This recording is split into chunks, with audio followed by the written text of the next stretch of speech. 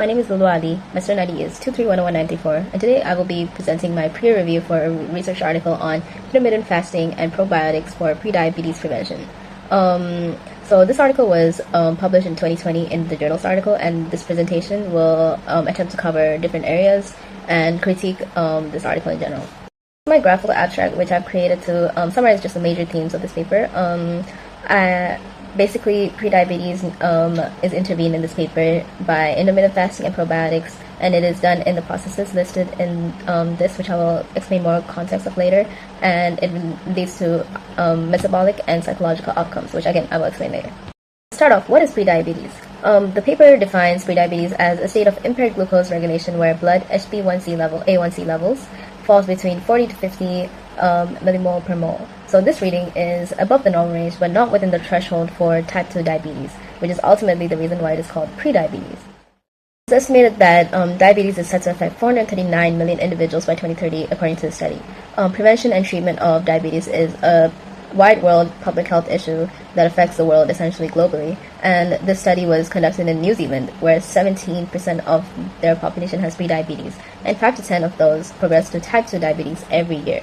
Because of this, the study aims to try to find new evidence to help with prediabetes in New Zealand specifically.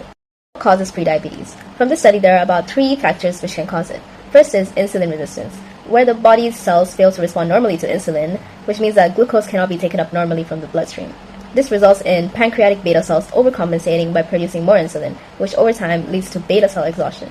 Second is gut symbiosis, which can be defined as an imbalance in the gut microbiota.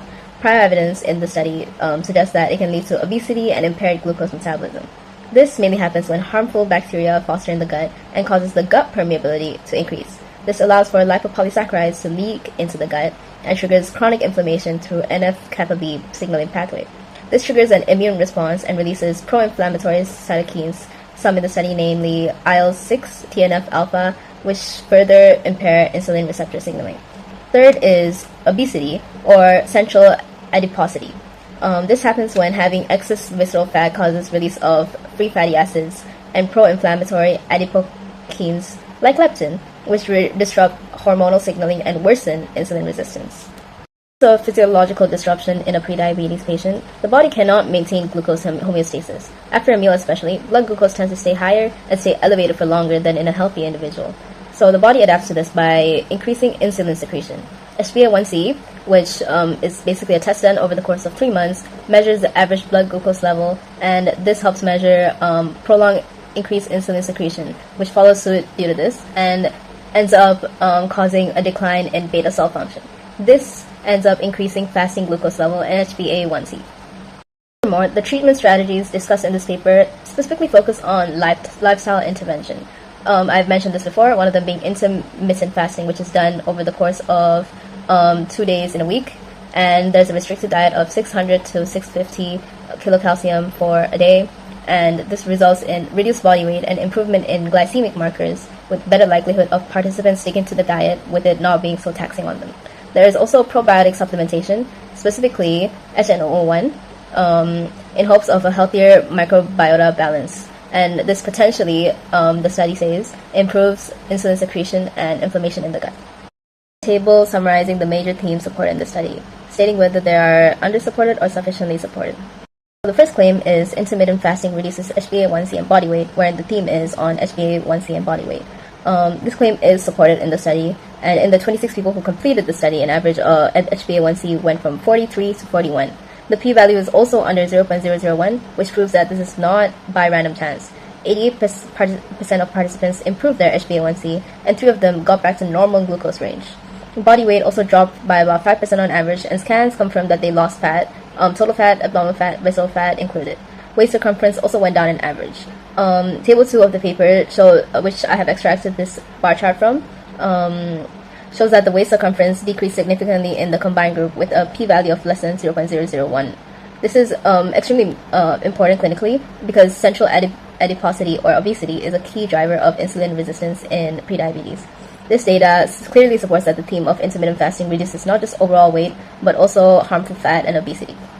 The theme is glycemic and weight loss benefit, with the claim that the probiotic does not add glycemic or weight loss benefit. This team is sufficiently supported by the data, and when they compared the probiotic group to the placebo group, the numbers were quite similar.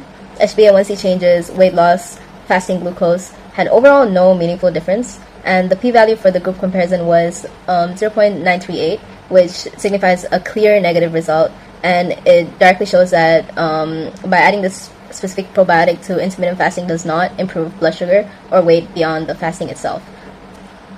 The third theme is psychological outcomes, with the claim that probiotics does improve psychological outcomes.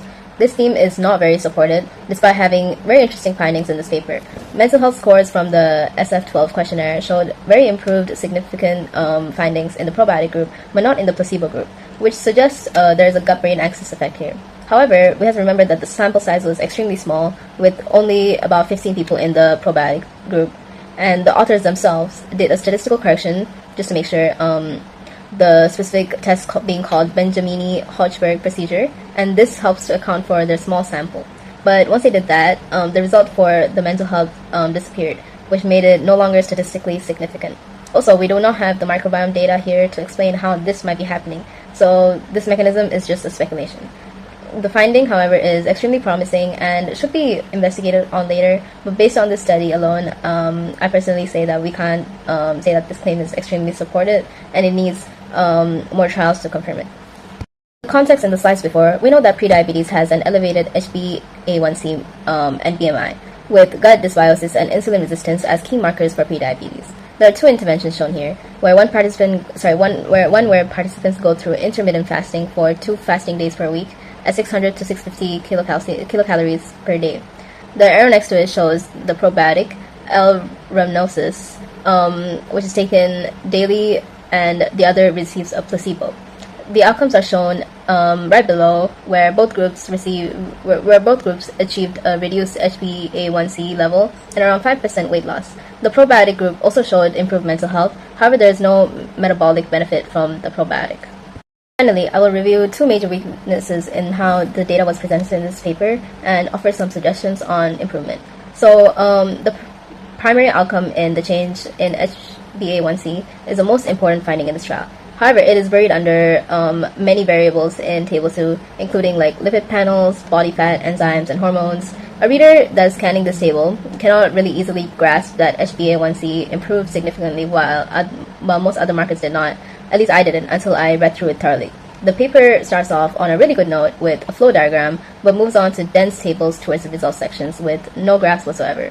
For clinical trials, this is a really big weakness in my opinion, and readers like me expect primary outcomes to be visually presented, which should also help with the study's outreach for people who are just skimming through the article for other research. I suggest that the authors should add bar graphs and to help differentiate between these important topics, and this would help immediately communicate to the reader the key findings and the results in them. The second weakness is the not having enough focus on psychological outcomes. The psychological outcomes have the most interesting findings in the study. However, they're only reported in a single table, Table 4, but this might be because it is not the main subject of the study. There's also a complete absence of gut microbiome data, and the authors propose that probiotics may work through the gut-brain axis, but there's no extra studies or sequencing or microbiota composition analysis done, and which means there's a critical gap here, and this entire biological mechanism is unsupported because there's no direct evidence in the paper. So people may not want to research on this further because of this. For further studies, I would say they should present these mental health scores in bold letters, or just make it very straightforward and talk more about it in the discussion and also expand on it from here on forth. In conclusion, I'll just talk about everything I talked about in this peer review and just summarize it. We found out that intermittent fasting does significantly reduce HbA1c and body weight in prediabetes, and meaningful results are received within just 12 weeks.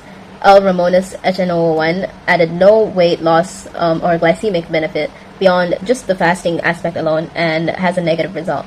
Probiotic improved mental health, but after statistical correction on the finding, it loses its significance.